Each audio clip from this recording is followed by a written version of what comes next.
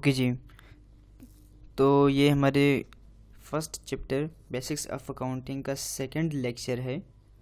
अगर आपने पहला वाला नहीं देखा तो आप प्लेलिस्ट पे जाके FA1 के नाम से जो प्लेलिस्ट है उसमें लेक्चर 1 आप देख सकते हैं, ताकि आपके सीक्वेंस बराबर रहे, आपको कोई प्रॉब्लम ना हो सीखने में, क्योंकि ये सब इंटरलिंक्ड है आपस में। अगर आपको पहला वाला नहीं आता तो पहला वाला मतलब नहीं आता तो ज़ाहिर ही बात है, ऑब्वियसली आपको दूसरा भी नहीं आएगा। मतलब दूसरा लेक्चर में जो कुछ पढ़ने हम जा रहे हैं वो समझ नहीं आएगा आपको। अच्छा, तो लेक्चर स्टार्ट करते हैं हम। ये बेसिक्स ऑफ अकाउंटिंग का दूसरा लेक्चर है। इसमें जो हमारा टॉपिक है वो है कि ट्रांजैक्शन। What is transaction? ये हम ट्रांजैक्शन पढ़ने जा रहे हैं। ओके, अब ट्रांजैक्शन क्या है? ट्रांजैक्शन को हम मतलब आम अल्फाज में हम लेन देन कहते हैं। ठीक है, हम लेन देन कहते हैं। और इसको हम अगर कहेंगे कि एक्सचेंज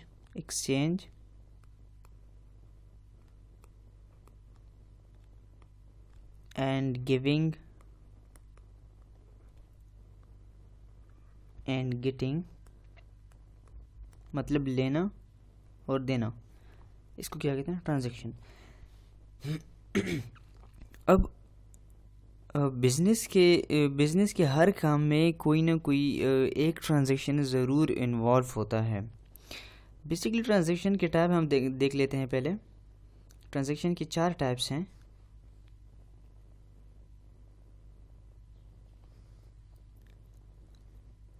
अच्छा, पहला हम देख लेते हैं सेल्स। सेल क्या है? सेल ट्रांजैक्शन का एक टाइप है जिसमें हम कोई चीज़ सेल कर रहे होते हैं कस्टमर पे। मतलब ये बी जो है ये एक बिज़नेस है और हमारा जो कस्टमर है सी। अब बिज़नेस एक कस्टमर को कोई प्रोडक्ट देगा ना, कोई गुड्स देंगे, कोई सर्विस देगा, तो कस्टमर जो है वो पे करेगा हमें। सही है। अब एक्सचेंज हो गया ना। एक्सचेंज क्या हो गया? हमने उसे गुड्स दे दिए और उसने हमें डॉलर दे दिया, पैसे दे दिए उसने हमें। तो ये क्या हुआ? एक्सचेंज हो गया। तो ये क्या हुआ? ट्रांजैक्शन हो गया। सिंपल है। अच्छा, तो अब हम दूसरा पढ़ने जा रहे हैं टाइप, वो है परचेज।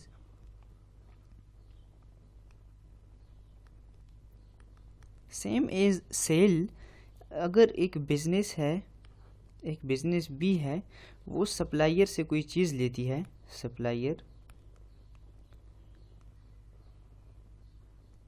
ओके, अगर बिज़नेस सप्लायर से कोई चीज़ लेती है, सप्लायर उसको मतलब गुड्स प्रोवाइड कर देता है एक बिज़नेस को और बिज़नेस उसको पे कर देता है। ठीक है, तो इसमें भी सिंपली एक्सचेंज ही हुआ, वो भी किस चीज़ का? गुड्स एंड कैश का। सही है, तो ये भी ट्रांजैक्शन ही हो गया। अब सेल की भी 2 टाइप्स हैं एंड परचेज की भी 2 टाइप्स हैं। ठीक है, वो टाइप्स क्या क्या हैं हम देख लेते हैं। सेल्स। ओके, सेल एक तो सेल है, मतलब कि हमने कोई चीज़ कस्टमर पे सेल कर दी, उसने हमें पैसे दे दिए और हमने उसको गुड्स दे दी या सर्विस दे दी। ठीक है, ये तो सेल हो गया। अब एक होता है क्रेडिट सेल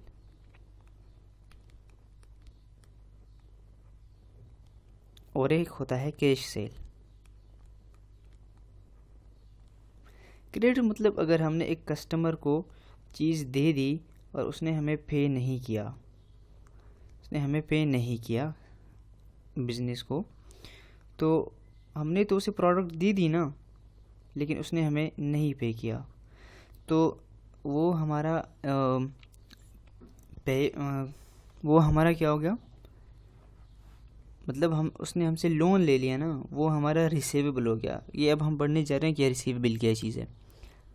तो ऐसे ये सेल तो हो गया ना, कि मतलब हमने चीज़ बेच तो दी लेकिन हमें पैसे अभी नहीं मिले, कुछ दिन या कुछ टाइम बाद मिलेंगे, तो ऐसे सेल को क्या कहा जाता है, क्रेडिट सेल कहा जाता है। अब कैश सेल मतलब कैश सेल अगर हमने कस्टमर सी को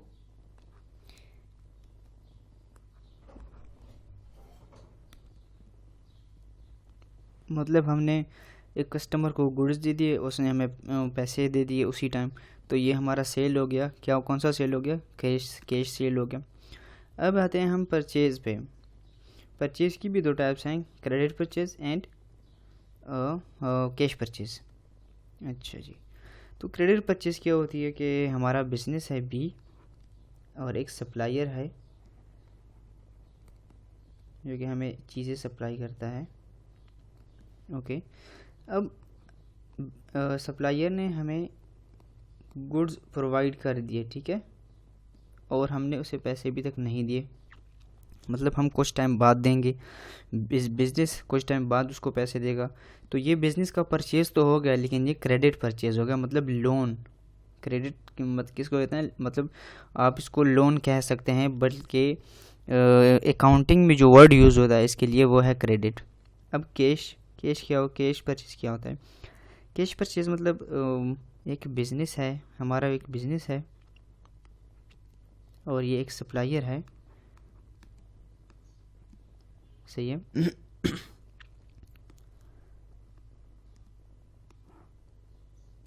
सॉरी, अच्छा, अब सप्लायर ने हमें गुड्स प्रोवाइड कर दिए और हमने उसे कैश दे दिया, ठीक है, तो ये क्या हो गया, ये कैश हो गया, कैश परचेज़ हो गया। और ये कौन सा है, ये है क्रेडिट परचेज़, ये क्रेडिट परचेज़ है। तो आई होप ये आपको समझ आ गया होगा।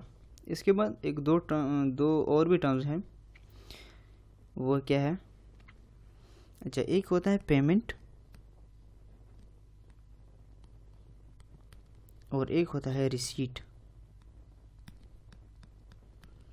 पेमेंट क्या होता है, अगर हम अपने सप्लायर को, अगर एक बिज़नेस या कोई भी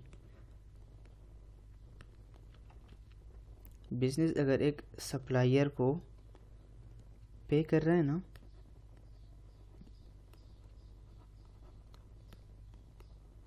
अगर वो सप्लायर को पैसे दे रहा है तो ये क्या हो गया, पेमेंट हो गया। तो बिज़नेस के लिए ये क्या है, ये पेमेंट है। और रिसीट क्या होता है, अगर एक बिज़नेस ले रहा है किससे, कस्टमर से, अगर एक बिज़नेस कस्टमर से पैसे ले रहा है ना, तो ये बिज़नेस के लिए रिसीट हो गया। और अगर एक बिज़नेस अपने सप्लायर को या किसी को पे कर रहा है तो ये क्या होगा, ये पेमेंट। सही है, इजी है, इतना मुश्किल नहीं है। आई होप आपको समझ आ रहा होगा एंड मेक श्योर आप नोट कर रहे हैं।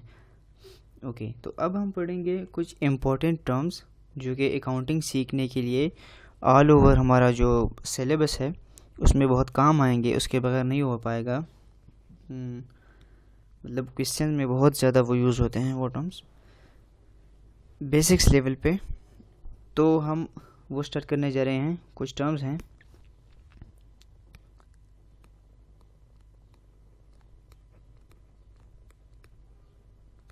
इम्पोर्टेंट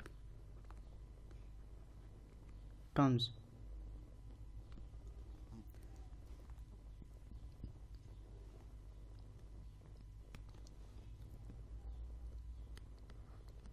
नंबर 1 पे हम डिस्कस कर लेते हैं इन्वेंट्री।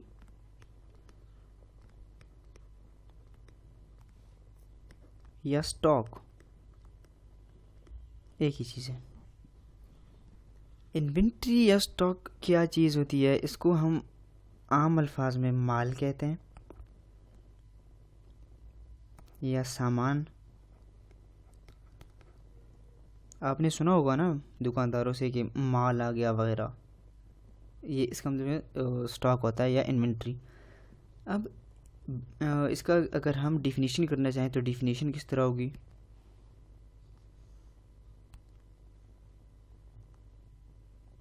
डिफिनीशन हम इसकी कुछ इस तरह करेंगे,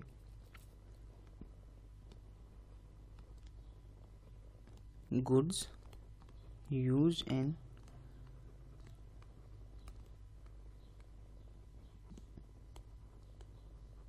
an ordinary course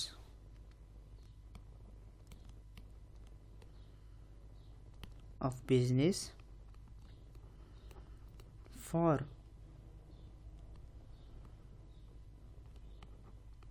production, sale, use or service providing. अच्छा, अब इसका क्या मतलब हो गया? इसका मतलब ये हो गया कि एक बिज़नेस में आम तौर पे जो चीज़ें इस्तेमाल होती है किस चीज़ के लिए, बनाने के लिए या बेचने के लिए या यूज़ के लिए या सर्विस प्रोवाइड करने के लिए, वो उस बिज़नेस का स्टॉक कहलाता है या इन्वेंट्री कहलाती है। सही है। मतलब क्या, एग्जांपल अब सुन लो कि एक एग्जांपल ये है कि एक टोयोटा वाले जो है ना, उनका मेन काम क्या है? व्हीकल्स बेचना, व्हीकल्स सेल करना। ठीक है, तो उनके लिए जो उनका स्टॉक है, उनकी इन्वेंट्री है, वो है स्पेयर पार्ट्स, क्योंकि वो उनसे फिर गाड़ियाँ बनाते हैं ना, गाड़ियाँ बनाते हैं और सेल करते हैं। स्पेयर पार्ट्स हो गए, व्हीकल्स, खुद व्हीकल्स उनके इन्वेंट्री स्टॉक है। इसी तरह और चीज़ें, ये क्या उनकी इन्वेंट्री है, ये उनका स्टॉक है। मतलब जिनसे बिज़नेस आम तौर पे कमा रहा है, इनकम आ रही है जिसको, बिज़नेस को, तो वो उस बिज़नेस का स्टॉक कहलाता है या इन्वेंट्री कहलाती है। ठीक है। दूसरा टर्म है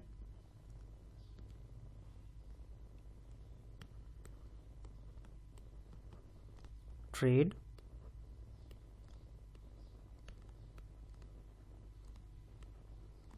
ट्रेड रिसीवेबल। ठीक है, या डेटर। इसका क्या मतलब है? इसका मतलब ये है कि एक बिज़नेस है बी,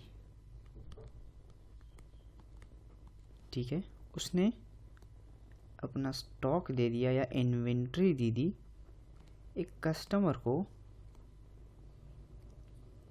कस्टमर जो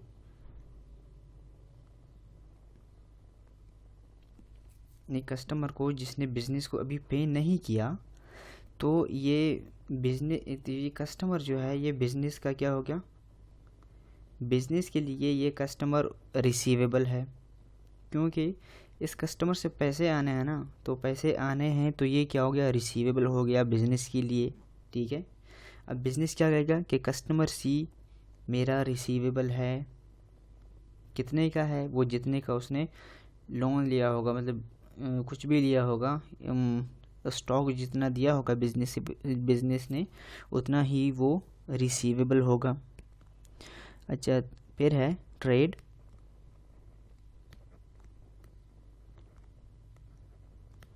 पेएबल। ट्रेड पेएबल भी सेम चीज़ है कि अगर बिज़नेस ने कस्टमर को एक इन्वेंट्री दी और कस्टमर ने उसे पे बैक नहीं किया, तो अब ये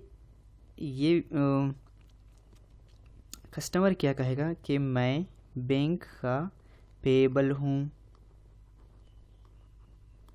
ठीक है।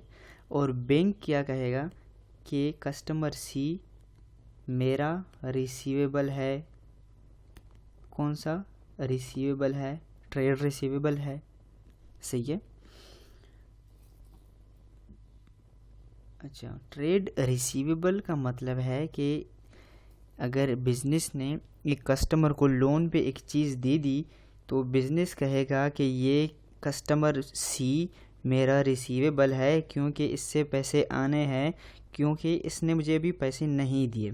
और कस्टमर क्या कहेगा कि ये बिज़नेस जो है, ये मैं इसका पेएबल हूँ। क्या? बिज़नेस का ये पेएबल है। सॉरी बिजनेस को ये पेएबल है, क्योंकि ये बिजनेस को पे करेगा तो इसलिए ये पेएबल कहलाता है। बिजनेस ट्रेड पेएबल को एक और वर्ड भी यूज़ किया जाता है, इसको कहते हैं क्रेडिटर। ठीक है, इसको क्या कहते हैं? क्रेडिटर। और दूसरा जो टर्म है वो है प्रीमिसेस। प्रीमिसेस क्या होता है? ये बार बार वर्ड यूज़ होता है प्रीमिसेस। प्रीमिसेस का मतलब है कि ये आपकी जो बिल्डिंग है, मतलब ये आपका अगर बिल्डिंग है ना, एक बिजनेस का अगर ये इतना बिल्डिंग है तो ये जितना लैंड उसने घेरा हुआ है ना, वो पूरा इसका क्या है? वो पूरा इसका प्रीमिसेस है। इसको लैंड भी कहते हैं, इसको बिल्डिंग भी कहते हैं, बट कभी कभी इस प्रीमिसेस का वर्ड भी इसके लिए यूज़ किया जाता है। तो आपको पता होना चाहिए कि प्रीमिसेस क्या चीज़ है। ओके, अब ये दूसरा वर्ड जो है ये फिक्सचर्स। फिक्सचर्स क्या होते हैं? फिक्सचर्स वो फर्नीचर होता है ना जो कि फिट होता है दीवारों में या चेयर्स की शक्ल में, जैसे कि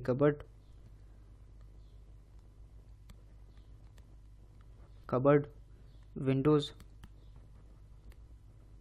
डोर्स। ये क्या है? ये फिक्सचर्स हैं। ठीक है, ये फिक्सचर्स हैं जो कि दीवारों में फिट होते हैं, इसको क्या कहते हैं? फिक्सचर्स। और फर्नीचर तो आप जानते होंगे। ओके, तो ये टर्म्स थे कुछ। इसके बाद हमारा जो दूसरा टॉपिक शुरू होता है वो है बेसिक्स, उसका वो है अकाउंटिंग इक्वेशन। बहुत ही इम्पोर्टेंट टॉपिक है ये। इसके बाद हमारा जो है कैलकुलेशन वाली जो साइड है, कैलकुलेशन का जो पोर्शन है वो स्टार्ट हो जाता है। अभी तक हम बेसिक्स ही पढ़ रहे थे। ठीक है, तो चलिए स्टार्ट करते हैं अकाउंटिंग इक्वेशन भी।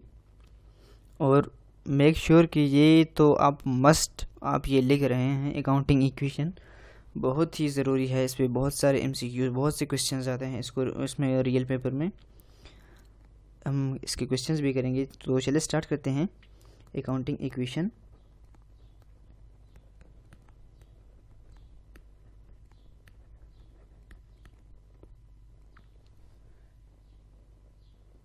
अकाउंटिंग इक्वेशन बेसिकली एक फार्मूला है। फार्मूला किस तरह है कि assets is equal to capital plus liability. Okay, अब एसेट्स तो आप जानते होंगे कि एसेट्स क्या है। एसेट्स एक बिजनेस के जितने भी एसेट्स होते हैं ना, मतलब एसेट्स मैंने प्रीवियस लेक्चर में एक्सप्लेन किए थे। अगर आपने वो लेक्चर नहीं देखा तो काइंडली जाकर पहले वो देख लें ताकि आपका कंसेप्ट क्लियर हो जाए। ठीक है, तो एसेट्स एक बिज़नेस के जितनी भी एसेट्स होते हैं वो बराबर होते हैं उस बिज़नेस के कैपिटल के प्लस उस बिज़नेस के लाइबिलिटी के। ठीक है, मतलब एक बिज़नेस का एसेट्स में क्या आ सकते हैं? एक बिज़नेस का बिल्डिंग आ सकता है, कार्स आ सकते हैं, और मशीनरी आ सकती है, सही है, लैंड आ सकता है, और बिज़नेस के जितने भी और फिक्सचर्स एंड फिटिंग्स एट्सेट्रा, बहुत सारे एसेट्स। मतलब एक फैक्ट्री, एक कंपनी के, एक बिज़नेस के जितने भी एसेट्स होते हैं ना, उनको मिला के वो किस चीज़ के बराबर होते हैं? वो उस बिज़नेस की कैपिटल और लाइबिलिटी को मिला के बराबर होते हैं। मतलब एक बिज़नेस के ये सारे एसेट्स बराबर होंगे कैपिटल के। कैपिटल क्या मतलब हो गया? कैपिटल का मतलब हो गया कि वो पैसे जो ओनर ने अपने पैसे इन्वेस्ट किए हो बिज़नेस में, उसको कहते हैं कैपिटल। और लाइबिलिटी जो कि ओनर ने किसी दूसरे से लोन लेके बिज़नेस में इन्वेस्ट किए हों उसे कहते हैं लाइबिलिटी। तो बिज़नेस के तमाम एसेट्स बराबर होंगे, ओनर के पैसे इन्वेस्ट किए हुए और दूसरों से कर्ज़ा जो हमने लिया है वो इन्वेस्ट किए हुए, वो उनको मिला के क्या बनता है, बिज़नेस के एसेट्स बनते हैं। मतलब अगर एक ओनर है, सॉरी ये कहाँ चला गया, ओके, मतलब ये एक बिज़नेस है ना, बिज़नेस के अगर एसेट्स हैं 2 लाख के, और उसमें अब एसेट्स तो 2 लाख के हैं। अब ओनर कहता है कि मैंने तो बिज़नेस में सिर्फ 75,000 डाले थे, ये बाकी कहाँ से आ गए, तो बाकी कहाँ से आ गए, बाकी क्या हुए, वो हो गई लाइबिलिटी।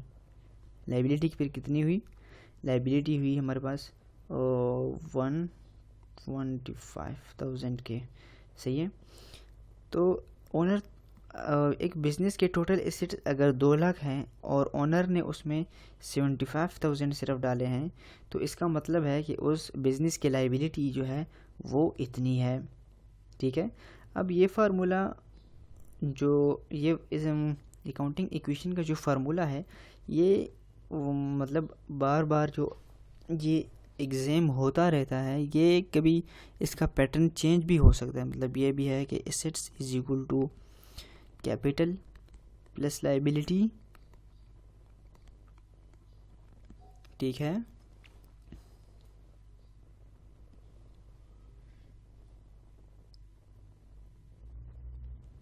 ये इस तरह भी आ सकता है कि assets minus liability is equal to capital and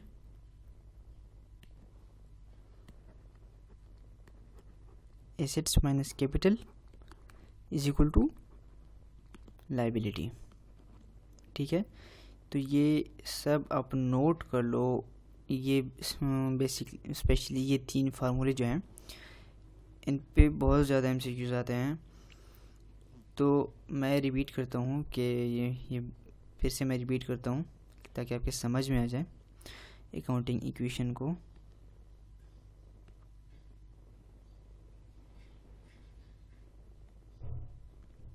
अच्छा, अकाउंटिंग इक्वेशन बेसिकली एक फार्मूला है, एक कॉन्सेप्ट है, बहुत ही इम्पोर्टेंट कॉन्सेप्ट है। वो है कि एक बिज़नेस के जितने भी एसेट्स हैं ना, कंप्लीट बिज़नेस के एसेट्स बराबर होंगे उसके कैपिटल के और उसके लायबिलिटी को मिला के, ठीक है। मतलब अगर एक बिज़नेस के एसेट्स 2 लाख के हैं और ओनर कहता है कि मैंने तो सिर्फ इसमें 75,000 डाले थे, कैपिटल मतलब इसका 75,000 मैंने इसमें डाले थे अपने पैसे, तो ये बाकी पैसे कहाँ से आए, तो ये इस बिज़नेस की लायबिलिटी होगी, ठीक है। मतलब इस बिज़नेस ने कर्ज़ा लिया है या ओनर ने कर्ज़ा लिया है किसी और से और बिज़नेस में इन्वेस्ट किए हैं, ठीक है।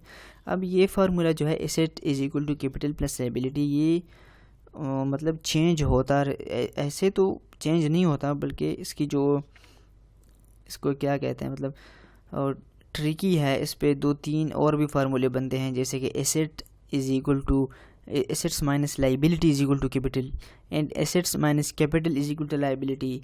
इसी तरह के फार्मूले आते रहते हैं और इस पे एमसीक्यूज़ भी बहुत सारे आते रहते हैं, ठीक है। तो अब हम करेंगे इसके कुछ एग्जांपल्स। ओके, तो ये एक एग्जांपल है ऐसे अकाउंटिंग इक्वेशन पर। अच्छा, तो देखो ये कहता है कि complete the following the gaps in the following table. Gaps मतलब जहाँ पे वैल्यूज़ नहीं है ना, यहाँ पे और यहाँ पे भी, वहाँ पे इनकी वैल्यू फाइंड करो, ठीक है। अब हम इनकी वैल्यू फाइंड करते हैं, तो पहले हमें फार्मूला लिखना पड़ेगा जो कि ऑलरेडी लिखा हुआ है, assets is equal to liability plus capital, ठीक है। अब हम इसको कैसे करेंगे कि एक बिज़नेस के अगर एसेट्स इतने हैं और लायबिलिटी उसकी इतनी है, तो कैपिटल उसका कितना होगा। सिंपल है ना, आप फार्मूला लिख लो अपने लिए कि assets is equal to capital plus liability, ठीक है। और हमें दिया हुआ है कि एसेट्स हमारे कितने हैं, एसेट्स हमारे हैं 12,500 इज इक्वल टू, कैपिटल हमें नहीं दिया हुआ, लाइबिलिटी हमारी कितनी है 1800। तो हम क्या करेंगे सिंपली कि एसेट से ये निकाल लेंगे ना, हमारे जो ऊपर फार्मूला पड़ा था भाई, assets minus liability is equal to capital. Simple, capital हमसे मांग रहा है ना, तो हम सिंपली क्या करेंगे, assets minus liability is equal to capital. जैसे हमने ये वाला फार्मूला पढ़ा,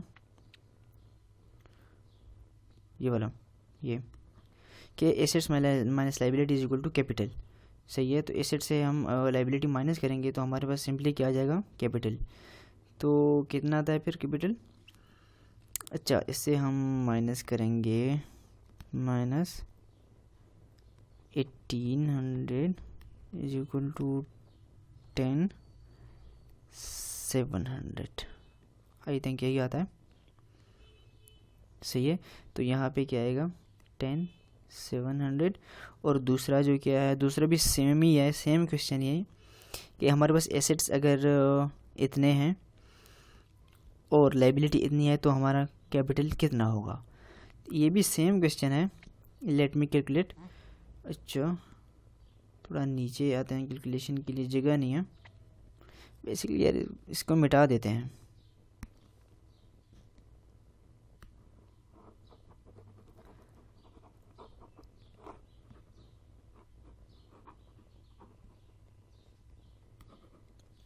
सही है, चलो ओके। अच्छा तो हम यहाँ पे भी फार्मूला लिख लेते हैं अपने लिए कि assets minus liability is equal to capital. Assets हमें दिए हुए हैं 28,000 माइनस लाइबिलिटी कितनी है 4,900, यस 4,900। तो कितना आता है capital, okay let me calculate. 28,000 sorry, 28,000 minus 4,900, अच्छा तो ये आता है हमारे पास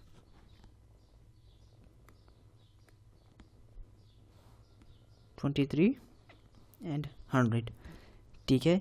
अब अगर आपको शक है ना कि मतलब ये ठीक भी होगा या नहीं, तो आप क्या कर लो कि ये दोनों मिला लो और इन दोनों से आंसर क्या आएगा, यही सेम ही आएगा, ठीक है। ये इसका सिंपल मतलब आंसर, मतलब आप इसे चेक कर सकते हो। अच्छा ए हो गया, बी हो गया, अब देखते हैं सी। सी में हमें एसेट दिए हुए हैं, लाइबिलिटी नहीं है, कैपिटल दिया हुआ है। तो इसमें हम क्या करेंगे कि capital minus sorry assets minus capital is equal to liability, जैसे कि ये वाला फार्मूला है, हमने पढ़ा है, कोई इशू नहीं है, हमने फार्मूला पढ़ा है। ये देखो assets minus capital is equal to liability, सही है। चलो हम इसी भी कर लेते हैं।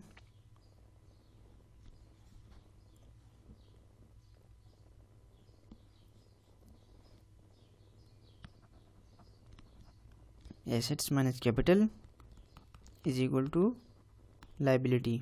अब एसेट्स हमें दिए हुए हैं एंड कैपिटल भी हमें दिया हुआ है। एसेट्स हमारे पास है 16,800 माइनस कैपिटल हमें कितना दिया हुआ है 12,500 इज इक्वल टू लाइबिलिटी। तो लेट मी कैलकुलेट 16,800 माइनस 12,500, इससे कितना आता है 4,300, सही है। तो अगर आपको लग रहा है ना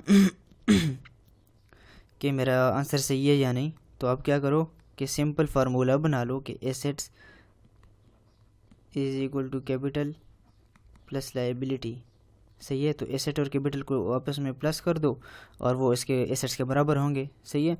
तो 12,500 एंड 4,300 इज इक्वल टू 16,800, सही है, इसका मतलब कि आपका आंसर ठीक है। ठीक है, और ये जो बाकी हैं ये आप खुद कर लो। ठीक है, ये आपका हो गया असाइनमेंट। अब आते हैं 1.2 पे। 1.2 में भी सेम ही क्वेश्चन कर रहा है कि complete the gaps in the following table. Okay, assets is equal to liability plus capital.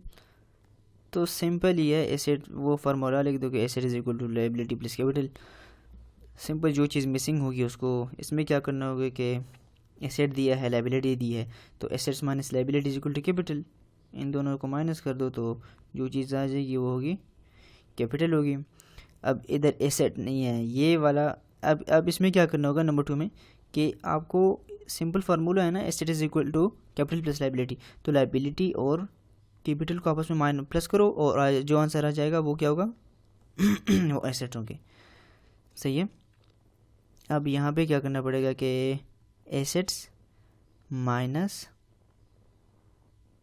ये वाला कैपिटल, सॉरी ये वाला नहीं है, ये दूसरे क्वेश्चन का है। सही है, ये एसेट दिए हुए हम एसेट्स माइनस करेंगे, हम एसेट से हम माइनस करेंगे ये वाला, तो हमारे पास क्या आ जाएगी लायबिलिटी। ठीक है, ये भी सिंपल ही है, ये आप कर लो।